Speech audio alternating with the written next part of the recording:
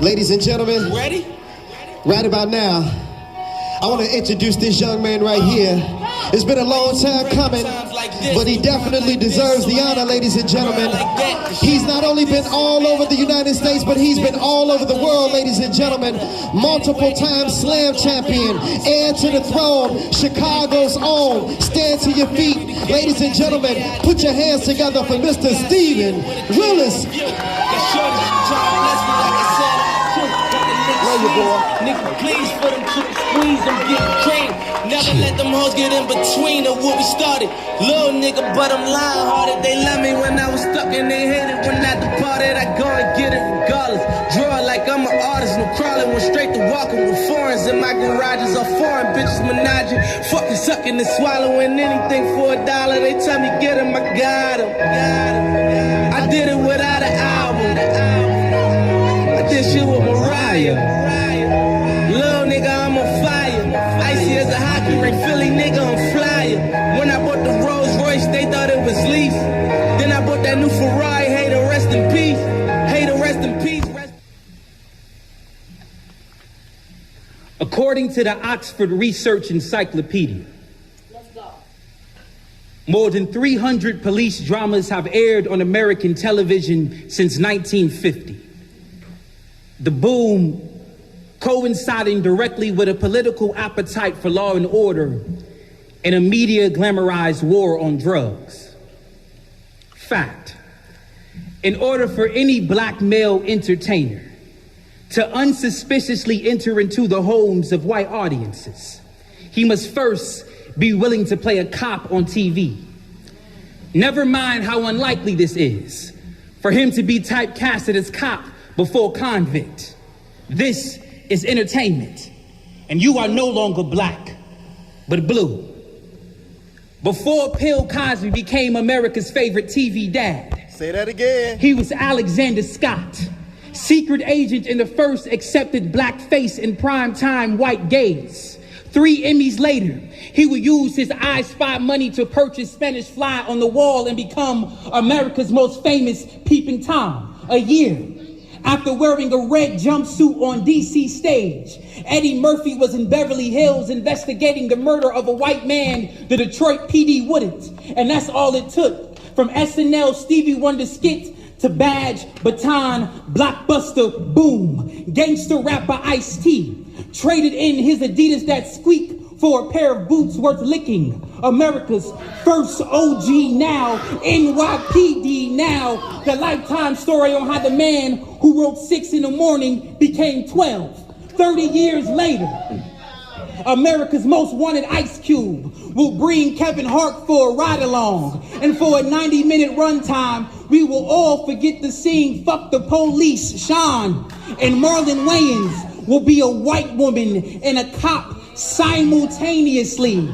Yet remarkably, the coon Terry Crews will be the only nigga to get shot. Martin Lawrence and Will Smith will save the city of Miami thrice. But in the collective conscience, we will know them as the bad boys. Denzel Washington will get the highest nod from the Academy when he's willing to show Ethan Hawke American policing done the right way. Don't you get it? This is war by propaganda. Turn your favorite black radical into officer friendly. Give them a seat in middle class white America with a budget the size of a buddy cop film. Whitewash you in blue blood. Convince you Kamala Harris is Claire Huxtable. Turn a dark-skinned Aunt Viv to a white Virginia and see Clarence Thomas was always your real Uncle Phil. Now, give Abuelita 20 more years of law and order. Tell her Dick Wolf wrote it, and that these are all true stories. Chicago, make some noise. Make some noise, man.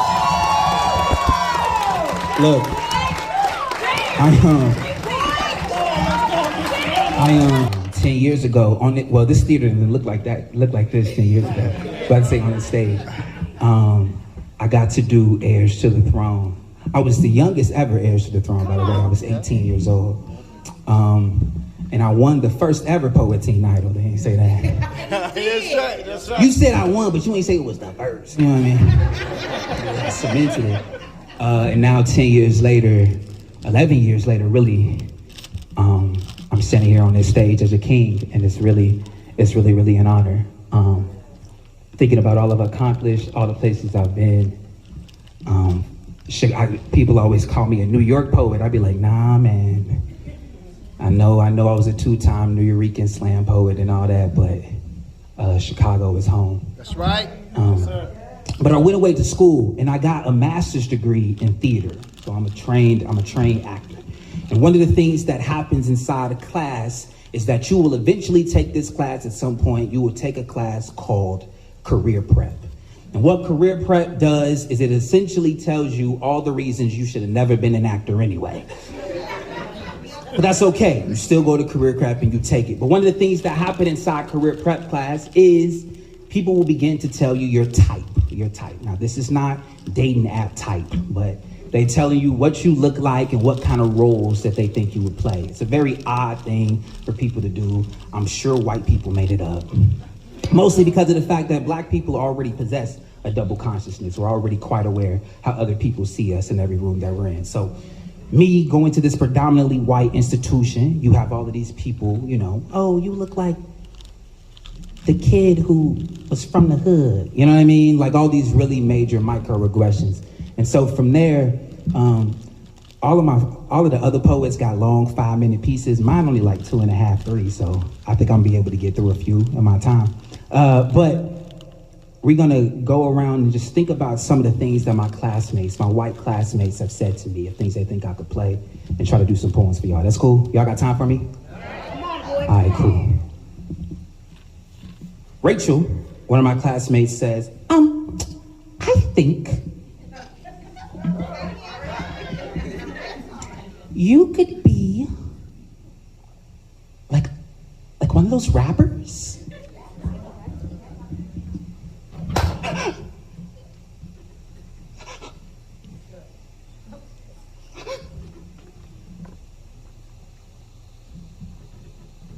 Ode to the boys who die to make hip hop happen. Before this poem's end, this womb will drain and expand, and my ceased heartbeat will bleed into an instrumental. Shame I had to die just to get my life on track. I was dipping, caught slipping. Now my life's on wax, but don't feel sorry for me. The ops caught me hanging off the 9 and click, click, bang, bang. I was Chief Keef ad-libbed into the afterlife, but isn't that your favorite part of the song? When Bobby catches the body. If you listen closely, you can hear my body drop before the beat does. And no, we never intended to be the muses to the world's most popular music. Just got a feel for that shit. Us babyface savages is already born notorious and ready to die and cute enough for album covers. The stork brings us wrapped in rags and parental advisory stickers. So here I am, God, a sacrifice for the culture, ready for my soul's release date. To be placed on an eternal stream, to be forever laid to rest in a casket color cassette. I can hear it now. My demise gonna be the most requested at all the parties. Tell Big Mama her baby boy got his own him now. See, Mama freed the bass, now I'm the boo. Daddy sip the liquor, now I'm a bar. That's not no record scratch, it's just me trying to trying to crawl about this casket. Ricky trying to unzip this body bag so I can join Nipsey, so I can join King Von, so I can join Biggie. I said I can hear them now. I said I can hear them scream. I'm a hit. I'm a hit. I'm a hit. I'm a hit, I'm hit, I'm hit, I'm hit,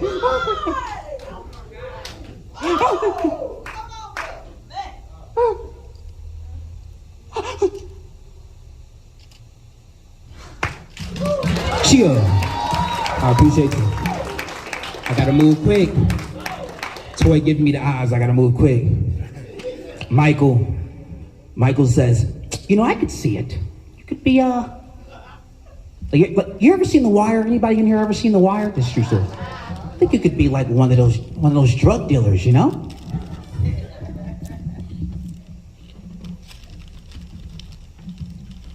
Hey, you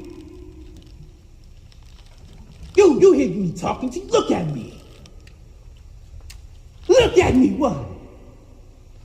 You think you just gonna ignore me? Nah, boy, nobody ignores me.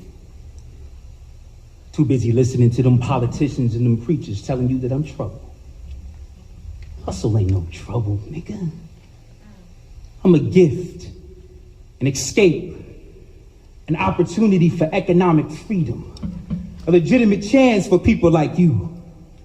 What kind of man just sits by and lets his mother work her fingers to the bone, slaving at some 9 to 5? A real man carries his own weight, hell, or at least pushes it. And that's what I do. I turn D-boys into made men, offer them bricks so they could build something of themselves, and you just gonna ignore me?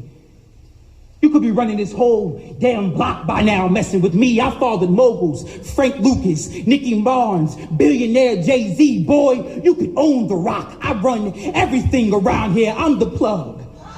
I supply everything, even the pipe dreams. That's why the ball players pass the rock and the rappers cook it up in the lab. I'm the bass line and that jazz, the rock and that roll, and I'm always in the background when things go up in smoke. I'm the culture, nigga. I'm the reason all the real niggas you know are pushing whips, bricks, or daisies. Gave your people more lines than the Bible. Puff, puff, pastor, how you gonna ignore your God? Glorify me. I be the Dundada, the Holy Ghost of low smoke, the chief rocker, a father to the fatherless. I gave the abandoned bandits bandos and bands. I gave them dope. Boy, I gave them hope. Let's go, man. Let's go, Willis. Let's go. Don't you know all you ever gonna have is the hustle? Come on, man. Let's go. The crock rock be your only inheritance. The corner your only heirloom. Your grandmother was a user. Your granddaddy was a dealer. You got ancestors on both sides of the transaction, boy. You got the hustle in your genes. What, you gonna ignore me even though you hungry, boy? Even though the water bill past due and the light and gas too? Ain't you tired of getting bullied at school? Don't you want a new pair of shoes? I've given you everything to make you a supreme level hustler. The deadbeat daddy and the well-to-do mother. The failing schools, the unsafe neighborhoods, the second-class skin in the streets, just crawling with fiends, just begging for you to come into yourself. Now come into yourself, boy. Come into yourself, boy. And sit on my mighty right hand. Don't you know you can't ignore me? I'm bigger than God. Woo. All right. I got time for one more. But before I get off here, I got to show a lot of love. My family show up and show out. This whole darn road is down near my family. I got people in the back. My mom's here. My aunts are here. Sorry, Brooke, I'm doing a lot of cursing. Don't tell your mama. My little cousins here, my uncles, my cousins in the back. I got some more cousins here. I really, really do appreciate y'all. Just the support that I've gotten. You know, I was the smart one in the family. I was supposed to be a lawyer, a doctor or something. And then I called one day like, I think I'm gonna do poetry. And they could have easily been like, nigga. But no, they all supported it. They all supported me. They all supported me following my dreams. And that means a lot. Because I was supposed to have us out the hood a long time ago. That's all right. To my mentor, Double G, years ago, my mother had said, you know, Double G really did a lot, and I don't know what we would have done without him. And I said, I'm so happy I don't need to know. I don't need to know what life would be like without you, G, so I appreciate you, man. I really do. I got some of my extended family in the back. The Coopers are back there. They're important to me. Every stage of my life, they played a role. It was Joy Cooper who made sure that I met Double G accidentally. And then it was Jewel who told me first about the New York Poets Cafe. So just those small moments. Toy, BLAQ, I always said I would never do one of these. I said I would never do a Kings and Queens. I said I would never do it. And then 10 years later, I lied, I know. 10 years later, y'all got me to do one. I'm gonna say this for the sake of community. If you would have told me 10 years ago that I would be on the show with Dina Dean, Amara. That was a Black Ice event. I would have told you were a liar. I would have told you were a complete liar. So the fact that the community is coming together and making it happen, make some noise for that. For people, for reconciliation in this scene that doesn't get enough credit countrywide for what it does and how many people steal from us. So I appreciate that. I got room for one more. It's my baby. It's the poem that changed my life. It's the one that's still getting me paid on YouTube, I'm pretty sure. So go watch it some more. It's called, it never do. I appreciate that. It's called How the Hood Loves You Back. Come on. Hey.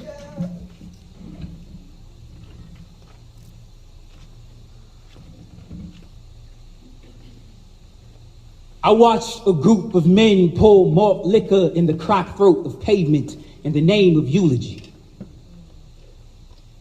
Then pat the back of a stolen jalopy strapped with black market arsenal and intoxicated vengeance.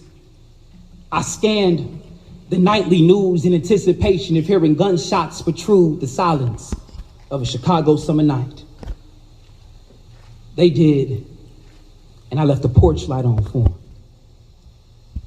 Now, I'm not saying that I agree with what they did. I'm just saying I've learned not to judge a people for how they grieve.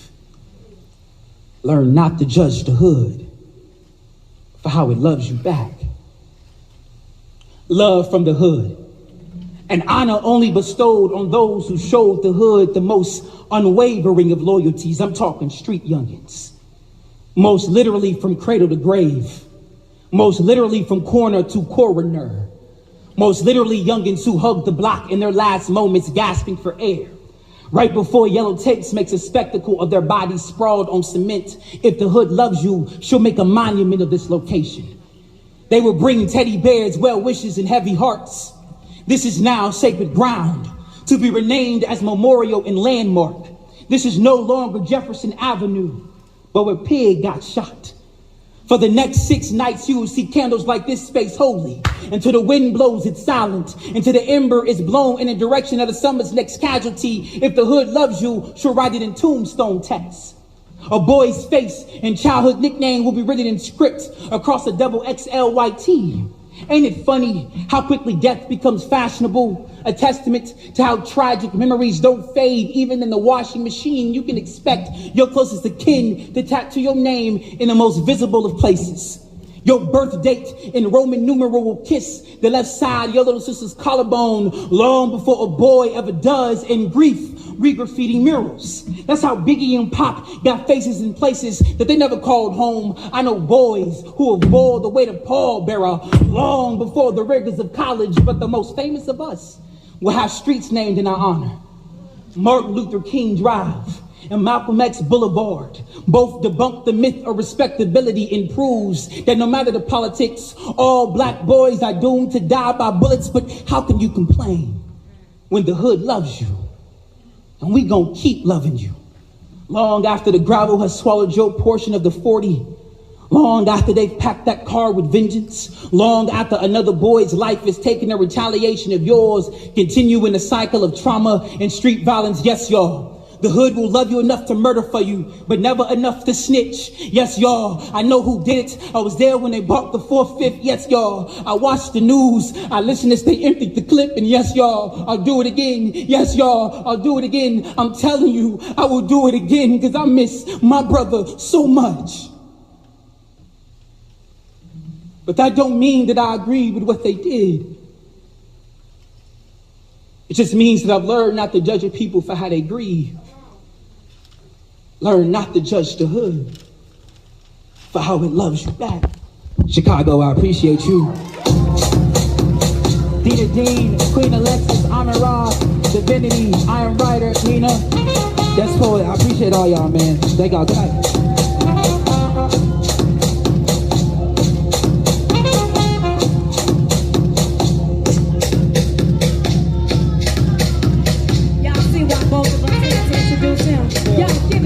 Baby, the phenom. Yes, mama, you gotta share him. You gotta share him. Give it up again. Give it up again for Stephen Willis.